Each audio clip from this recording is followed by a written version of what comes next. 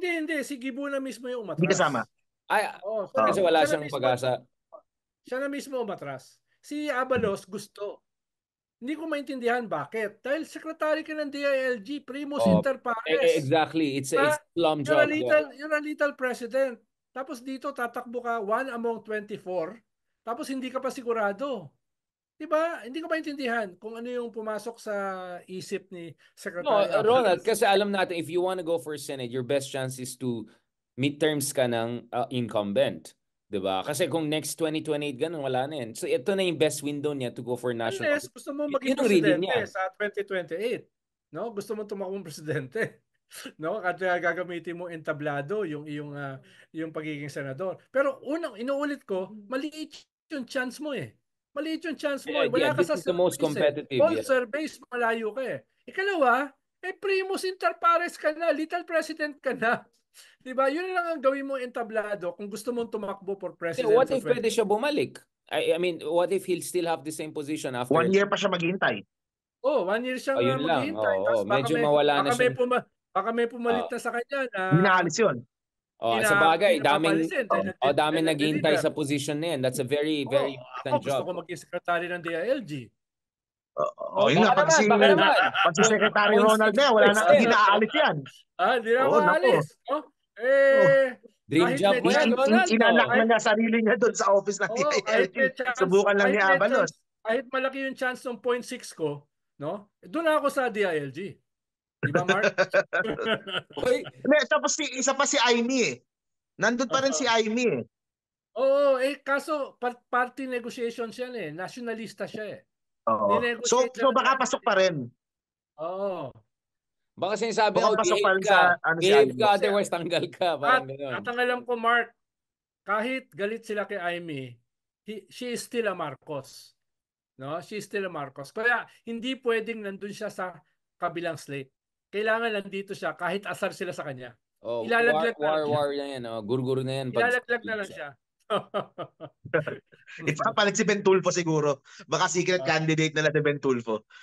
Yun lang. Oh. Si Ben, number 4. four. Four. Diba? Four. Number 4. Oo. Oh, Ano na di yan? ba? 2 quarters Hindi na yan, siya ha? Two hindi siya quarters na yan. kasama doon sa 11. Yeah. Hindi siya kasama doon sa 2 quarters Hindi siya alleged kasama. 11. for siya. Two Di quarters na ba? So may for siya. So, mukhang ABBI sigurado ka, talaga si Ben, meron oh. kang Ben Tulpo, di ba? Meron kang Gringo Honasan, etc. So mahirap. Mahirap para sa traditional opposition na makapasok sa slate kahit adopted. Oo. Anyway, may nagsabi dito na the thing kasi with the secretaries, you're at the pleasure of the president, prerogative of the president. While senator, you're your own boss. But, if looking at, how excited and giddy outgoing senators, si Angara is as being Secretary of Education, means iba pa rin yung secretary ka di ba? Kasi Oh. senator, you're just one of like whatever. Pero kung secretary ka, you have a whole war machine, right? The whole machinery, especially DILG, di ba? Ang laking position niya. Oh. And in the case of Abalos, he was the key campaign guy of Marcos. So I think he's pretty safe in a DILG position. No, I don't think. Best friend pa. Oh, exactly. I think he's safe in that position. So you're right.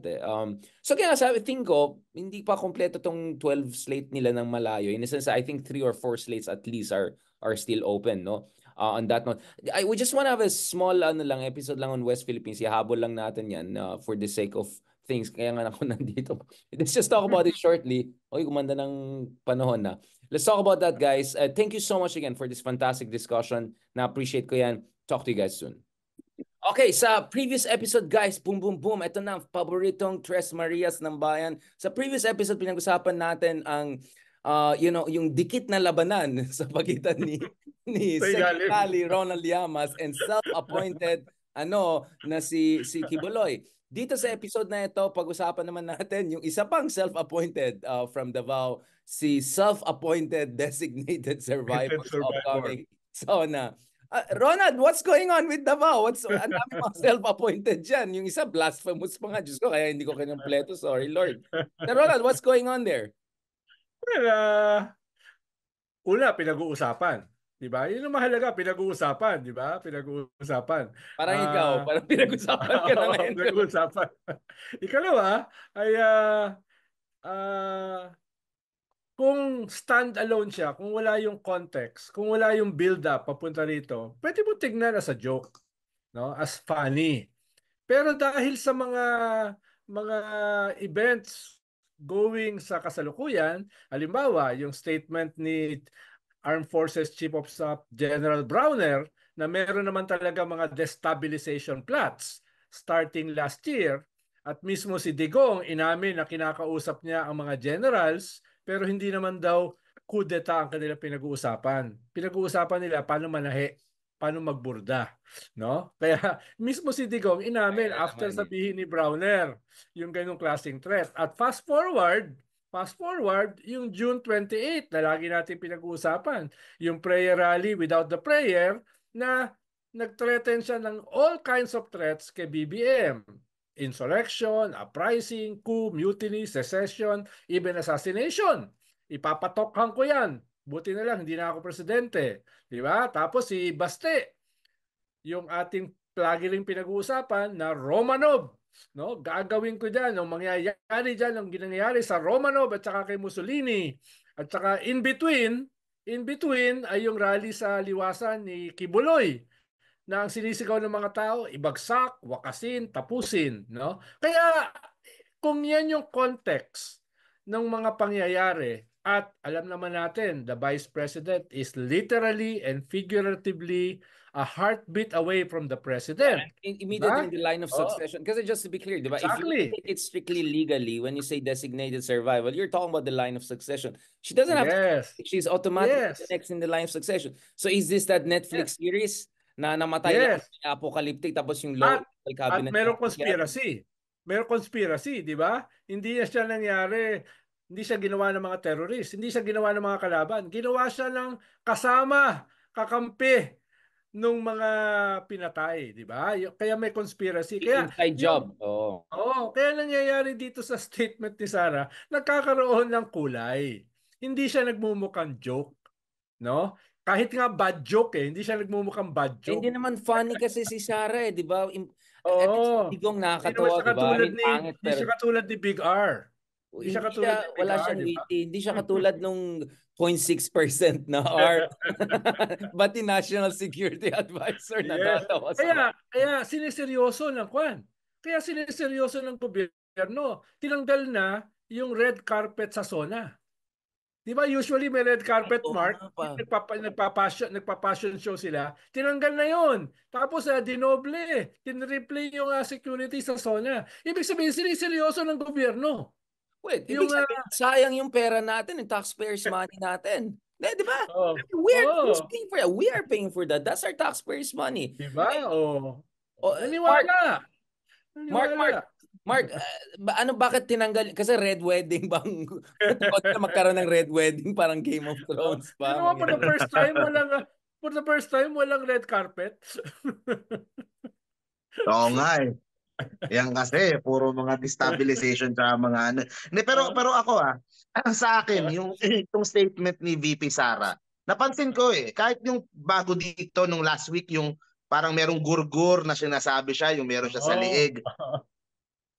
Ano this is classic Duterte playbook Na meron Yes. silang sasabihin na Pitik-pitik. wild o Oh. crazy o borderline illegal o borderline na threatening.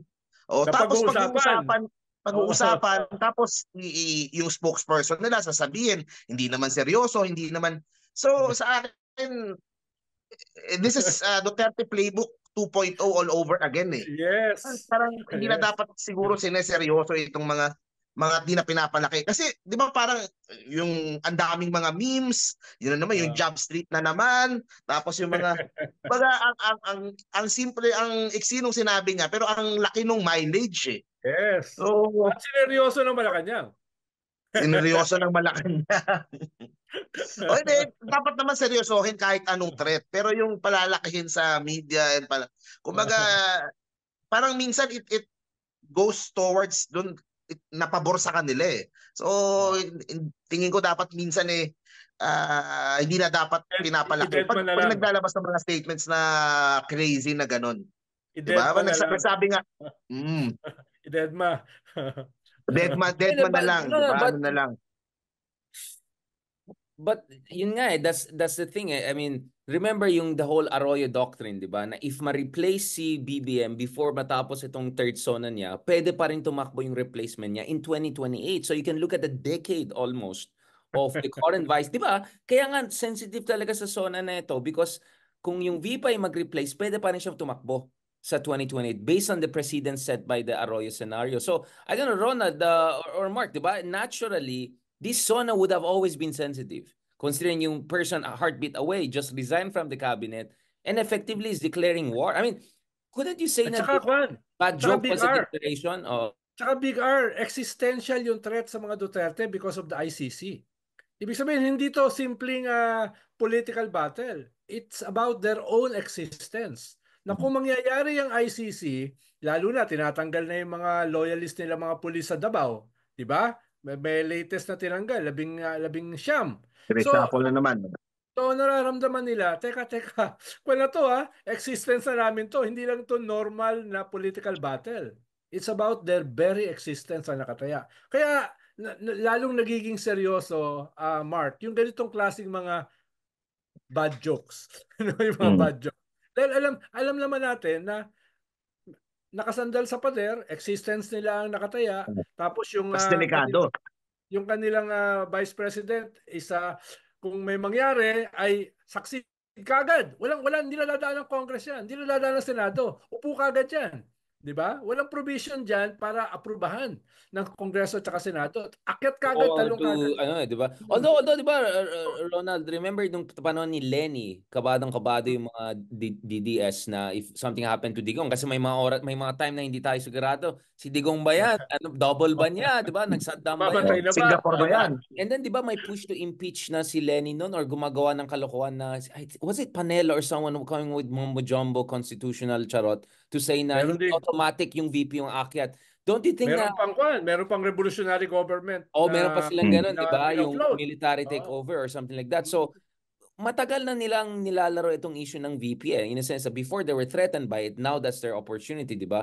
I mean, Mark and Ronald, I mean, don't you think that naturally some would push for impeachment of Sara or push Sara to run for local na lang or umalis na sa VP office because she's always going to be heartbeat away for the next 4 years at least. So, may ganung ugong na may mga nagtutulak na i-impeach siya dahil sa bad joke na ito. Yung sa tweet ni former Senator Trillanes, may hashtag impeach Sara na.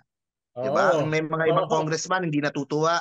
Simula na yan. Siguro nga meron ng moves na makahanap lang sila ng grounds for impeachment, no? Tapos acceptable grounds for impeachment. Yung confidential fund issue, ICC issue. Although ICC, of course, I'm here at The Hague now, medyo nagsisniff around ako.